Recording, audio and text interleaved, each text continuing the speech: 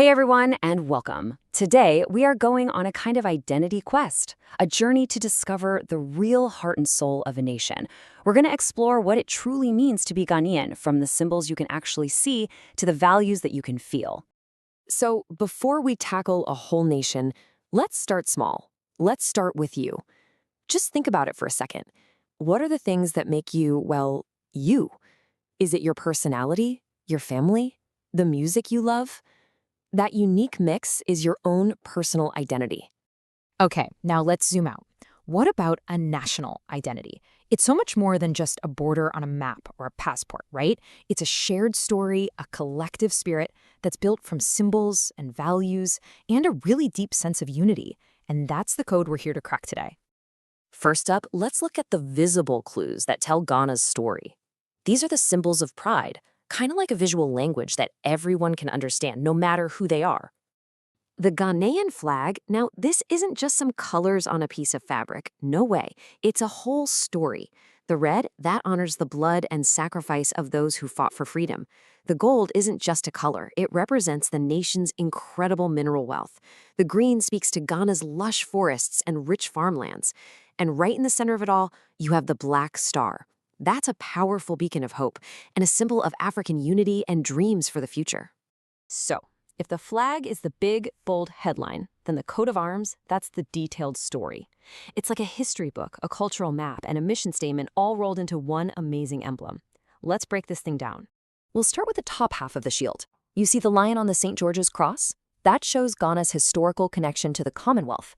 And right next to it, you've got a sword and a linguist's staff crossed together. That staff is a huge symbol of wisdom in traditional courts. So putting them together powerfully represents Ghana's deep respect for its traditional systems of leadership and justice. Okay, now let's drop down to the bottom half. We see a castle right on the sea, which represents the national government. And beside that, a cocoa tree and a mining shaft. These brilliantly show you the engines of Ghana's economy, its massive agricultural wealth from cocoa, and all the rich mineral resources, like gold, that lie right under the soil. And holding it all up, you have these two strong eagles, symbolizing strength and vision. The black star shows up again, reminding everyone of African freedom. And tying it all together, the very foundation of the nation is the motto, freedom and justice. That's the guiding principle for everything. But Ghana's visual language goes even deeper than its national emblems. We're now talking about adinkra. These are ancient symbols created by the Akan people.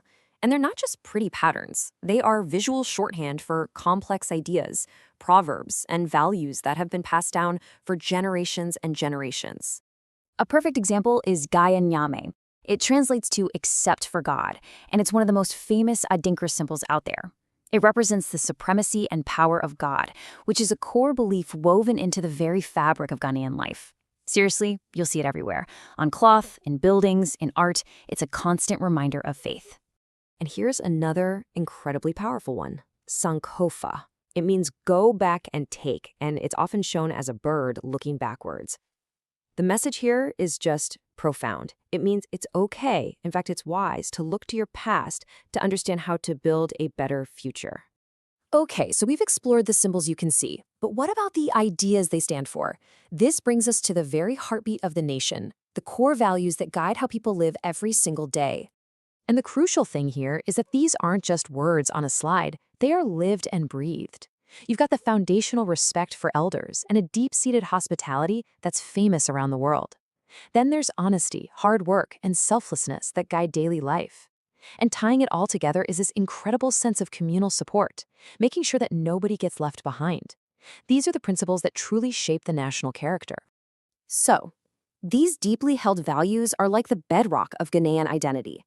But in our modern world, what happens when outside pressures challenge us to forget who we really are? This brings us to a very real, modern challenge, the risk of adopting a false identity.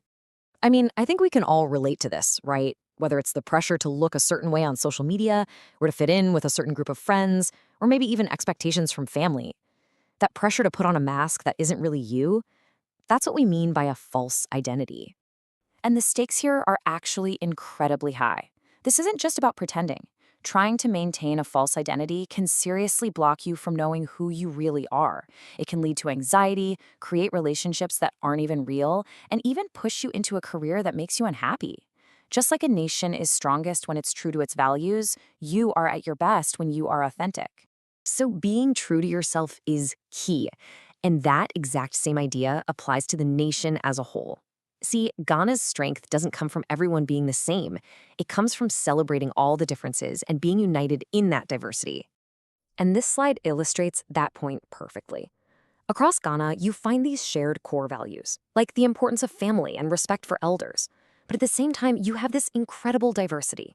We're talking over 155 different languages spoken, so many different marriage traditions, and different systems of inheritance. A strong national identity doesn't mean you erase these differences. It means you weave them together to make something even stronger. So how do you foster that kind of unity? Well, one of the most powerful ways is through music. When thousands of people sing a patriotic song like God Bless Our Homeland Ghana all at the same time, something magical happens. It creates this shared identity. It reinforces those national values of freedom and justice, and it builds this immense sense of pride that cuts across any differences. And of course, there's sports. Few things can unite a nation like cheering for the same team. When the Black Stars are playing, the whole country comes together, you know? That shared passion is such a powerful force, reminding everyone that they're all part of one big team. So we've decoded the symbols, we've explored the core values, and we've seen how unity is built. But now, the final and maybe the most important part of this whole identity quest is up to you. So I'm going to leave you with this final thought. Look around your own town, your school, your community. What symbol represents unity to you? It could be a local festival, a landmark, maybe even a shared tradition. Because the story of Ghanaian identity isn't just found in history books. It's being lived and created by you right now. Thanks for joining us.